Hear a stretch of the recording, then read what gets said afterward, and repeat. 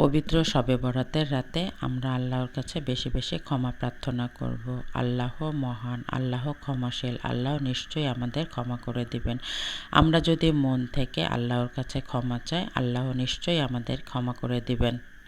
আর রমজানের প্রস্তুতি হিসেবে কিন্তু শবে বরাত, আর কয়েকদিন পরে রমজান মাস শুরু হয়ে যাবে। আর রমজান মাস হচ্ছে পবিত্র মাস। এই মাসে আমরা আল্লাহর ইবাদত করব আর আল্লাহকে বেশি বেশি স্মরণ করব। আর আর একজন রোজাদার ব্যক্তি যদি রোজা রেখে আল্লাহর কাছে কোনো কিছু চায়, আল্লাহ কিন্তু তার এই চাওয়াটা অপূর্ণ রাখে না। আল্লাহ নিশ্চয়ই তার চাওয়াটাকে পূর্ণ করে দেন। আল্লাহ বলেন যে দেখো, আমার বান্দারা আমাকে না দেখেই কতটা বিশ্বাস করে।